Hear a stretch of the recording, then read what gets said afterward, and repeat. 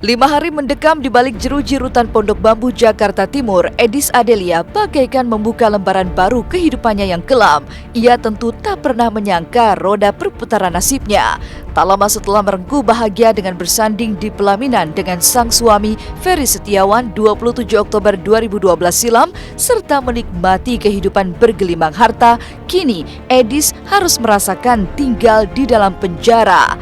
Sebelum dibawa pihak kejaksaan ke hunian barunya, Edis ternyata sempat bertemu dengan sang suami di kantor Kejaksaan Negeri Jakarta Timur. Pertemuan keduanya tatkala sama-sama berstatus tahanan diselimuti derai tangis. Sang suami meminta maaf lantaran menyeret Edis, wanita yang paling dicintai, ke dalam pusaran kasusnya. Edis kondisinya sangat luar biasa, dia sehat, ceria, dan di luar dugaan saya, ternyata Edis mulai menikmati kehidupan ya. Memang berat, tapi Edis berusaha menutupi itu dari saya. Ya, tapi saya tahu di balik keceriaan itu Edis masih ada perasaan tidak terima dirinya diperlakukan seperti itu. Tapi Edis berusaha pasrah, berusaha tawakal dengan situasi yang ada. Karena pada saat Edis dibawa dari kejaksaan itu menggunakan mobil tahanan kejaksaan yang kebetulan dalam mobil tahanan itu mengangkut tahanan yang akan ditaruh di rutan Cipinang. Nah, jadi Edis diberi kesempatan bertemu suaminya 10 menit, kemudian dibawa lagi ke Pondok Bambu. Cuma bilang mereka bertangisan, suaminya meminta maaf kepada Edis, ya dia minta maaf.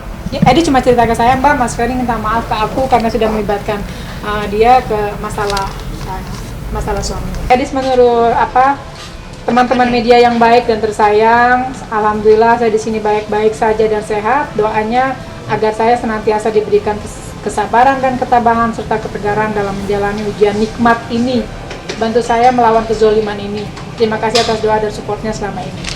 With love, Edis. Ini tulisan tangan Edis, baru dibuat tadi. Menerima uang senilai 1 miliar rupiah dari Ferry harus dibayar mahal oleh Edis. Ia menjadi tersangka kasus dugaan pencucian uang setelah sebelumnya Ferry dinyatakan bersalah melakukan penipuan dan penggelapan uang milik rekan bisnisnya. Pihak keluarga sangat terpukul dengan permasalahan pelik yang menimpa Edis. Apalagi ayahanda Edis yang sempat menyaksikan Edis digiring dari kejaksaan ke rumah tahanan.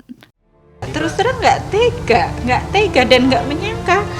Jadi saya tuh ya Allah, kenapa adik saya mengalami hal seperti ini gitu. Tapi kan Edi sudah pesan jangan sampai ada air mata. Jadi saya di dalam itu sekuat tenaga saya menahan semuanya. Walaupun ketika saya melihat Edi dengan senyumnya menyambut kita itu, saya tuh ya Allah, adikku alhamdulillah masih bisa tersenyum, masih bisa tertawa gitu ya. Ketika saya masuk ke sana pun ya Allah, nggak terbayangkan adikku ada di sini. Di itu kan selalu didampingi Bapak. Bahkan pada saat hari Kamis ketika kemudian dia ditahan dan dibawa dengan mobil tahanan itu kan Bapak ada. Bapak ada ya. Jadi Bapak menyaksikan sendiri. Jadi sungguh Bapak itu tegar lah, tangguh lah, dia mampu dan kuat menyaksikan itu walaupun kita tidak tahu hatinya. Pasti hatinya itu hancur. Orang tua mana sih yang rela melihat anaknya seperti itu kan? Seolah tak ingin menjadi beban yang jauh lebih berat kepada keluarganya, Edis terlihat tabah menjalani takdirnya.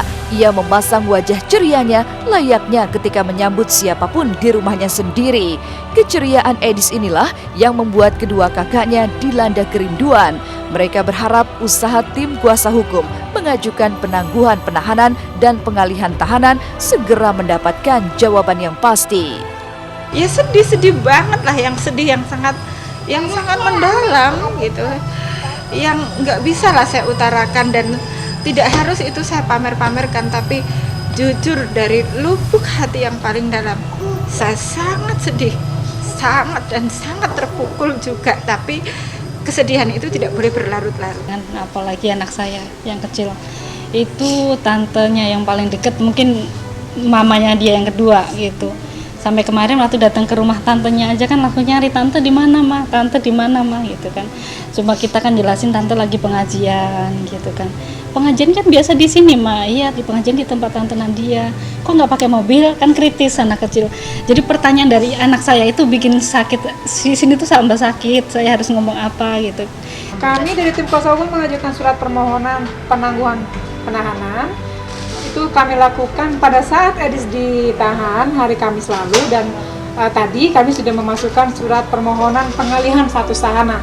Ya, misalnya dari tahanan di rutan menjadi tahanan kota atau menjadi tahanan rumah.